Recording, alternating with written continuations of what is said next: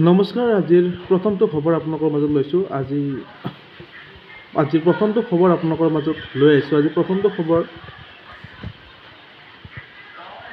নৱাগত বিজেপি নেতা দিছপুৰ সমষ্টিৰ মাননীয় যি টিকেট প্ৰত্যাশী প্ৰদ্যুৎ বৰদলৈ। আজি প্ৰদ্যুৎ বৰদলৈ বিজেপিত যোগদান আৰু লগতে তেওঁ বিধানসভা সমষ্টি দিছপুৰ সমষ্টিৰ পৰা তেওঁ প্ৰাৰ্থিত্ব খেলিব আৰু তেওঁৰ প্ৰথমটো লাইভ আজি আপোনালোকৰ মাজত লৈ আহিছোঁ আৰু সেই লাইভটো আপোনালোকে চাওক তেওঁ কি কৈছে। ক'ৰবাত কেতিয়াবা বাংলাদেশত, কেতিয়াবা ভূটানত, কেতিয়াবা ম্যানমাৰত, তাৰ পৰাই অসমক ব্যতিব্যস্ত কৰি ৰাখিছে।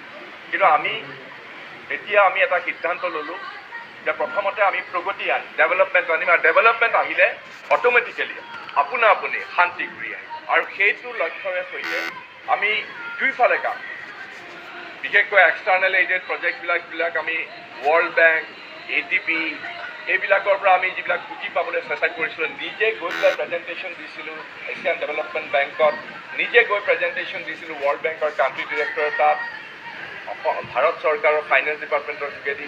আমাৰ সুবিধা আছিলে এইটোৱেই, যদি বাহিৰৰ পৰা যদি 100 টকা আহে, ভাৰত চৰকাৰ 90 টকাই গ্ৰাণ্ট হিচাপে আহে, মাত্ৰ 10 টকা ধাৰ হিচাপে আহে। গতিকে সেইটোৰ সুযোগ আমি লৈছিলোঁ, বিভিন্ন ধৰণৰ প্ৰজেক্ট লৈছিলোঁ। আৰু তাৰপিছত ভাৰত চৰকাৰক কৈ পেলাই north industrial investment promotion policy আনিলোঁ, য'ত মেনুফেকচাৰিং আৰু ছাৰ্ভিচ ছেক্টৰত যাতে বিনিয়োগ হয়, বিনিয়োগৰ ব্যৱস্থা কৰিলোঁ। মই এইটো কথাটো দীঘলীয়াকৈ কৈছোঁ এইকাৰণেই যে অবিৰতভাৱে অসমক সেই বিভীষিকাময়, সেই ধ্বংসাত্মক দিনবিলাকৰ পৰা উদ্ধাৰ কৰি অসমক প্ৰগতিৰ পথত লৈ যাবৰ কাৰণে সকলোকে লগত লৈ কাম কৰিছোঁ। ইলেক্ট্ৰিচিটি ছেক্টৰত 35 বছৰ কাল কোনো ইনভেষ্টমেণ্ট হোৱা নাছিলে, 1972 চনৰ পৰা। 2006 চনত মই পাৱাৰ ডিপাৰ্টমেণ্টৰ দায়িত্ব পোৱাৰ পিছত পোনপ্ৰথমবাৰৰ বাবে অসমত আমি সংস্কাৰৰ কাৰণে কাম আৰম্ভ কৰিলোঁ।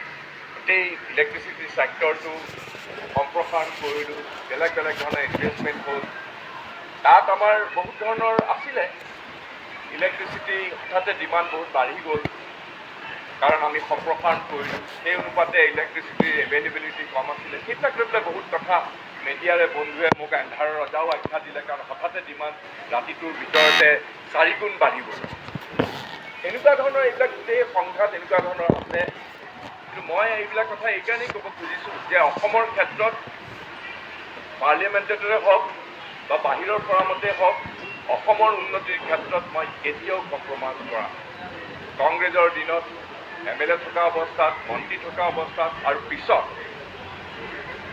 সাংসদ হিচাপে নিৰ্বাচিত হোৱাৰ পিছতো সদায় অসমৰ আৰু উত্তৰ পূৰ্বাঞ্চলৰ যিটো আটাইতকৈ কৰিবলগীয়া, সেইটো আমি অগ্ৰাধিকাৰ, আৰু এজন অসমীয়া হিচাপে মই সদায় গৰ্বৰে সৈতে অজোৰে নিজৰ স্থিতি দাঙি কৰিছোঁ।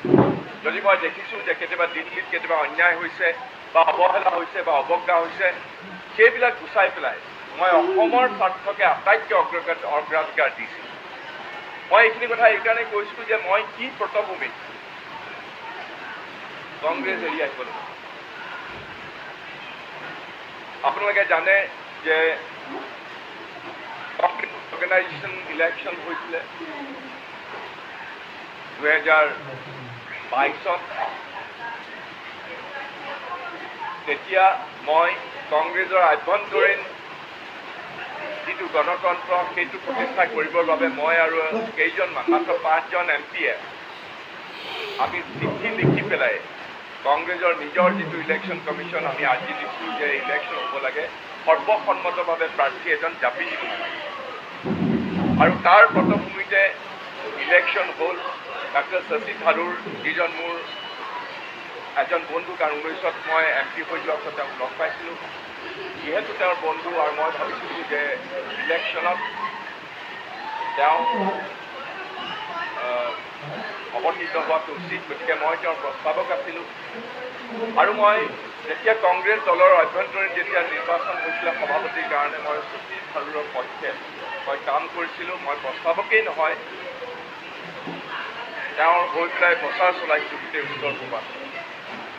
নিৰ্বাচন হৈ গ'ল, খাৰ্গে ডাঙৰীয়া প্ৰেচিডেণ্ট হ'ল, কিন্তু মই নাজানো কিহৰ কাৰণে তাৰ পিছতে লাহে লাহে মই যেন কংগ্ৰেছ দলত অলপ এলাগী হ'বলৈ আৰম্ভ কৰিলোঁ। মই নৰ্থ ইষ্ট কংগ্ৰেছ কোঅৰ্ডিনেশ্যন কমিটিৰ গোটেই যিটো নৰ্থ ইষ্টৰ যিটো কংগ্ৰেছৰ বডি তাৰ কনভেনৰ আছিলোঁ। ইলেকশ্যনৰ আগতে মোক ক'লে যে তুমি অধ্যক্ষ হিচাপে দায়িত্ব গ্ৰহণ কৰিব লাগিব। যেতিয়া অৰ্গেনাইজেশ্যন ইলেকশ্যন হৈ গ'ল, মই শশী থাৰুৰক সমৰ্থন কৰিলোঁ। তাৰপিছত মোক নৰ্থ ইষ্ট কংগ্ৰেছ কোঅৰ্ডিনেশ্যন কমিটিৰ পৰা আঁতৰাই দিলোঁ। অধ্যক্ষ পদটো হাতৰ কথা, কনভেনৰ হিচাপেও মোক আঁতৰাই দিলোঁ। এনেধৰণে বিভিন্ন ধৰণে কিছুমান কথা হ'ল। মোতকৈ জুনিয়ৰ সদস্যসকলক বেলেগ বেলেগ ৰাজ্যৰ স্ক্ৰিনিং কমিটিৰ মেম্বাৰ কৰিলে, ক'ৰবাত কংগ্ৰেছ ৱৰ্কিং কমিটিৰ মেম্বাৰ কৰিলে, কিন্তু মোৰ নাম সদায় উপেক্ষিত হৈ থাকিলে। সেইবিলাক থাকেই আৰু সেইবিলাক ৰাজনীতিত একো ডাঙৰ কথা নহয়, কাম কৰি গৈছিলোঁ। কিন্তু যেতিয়া অসমতো গৌৰৱ গগৈ ডাঙৰীয়া যেতিয়া প্ৰেচিডেণ্ট হিচাপে দায়িত্ব গ্ৰহণ কৰিছিলে, মই প্ৰেচিডেণ্ট হ'বলৈ বিচৰা নাছিলোঁ। বৰঞ্চ গৌৰৱ গগৈক যেতিয়া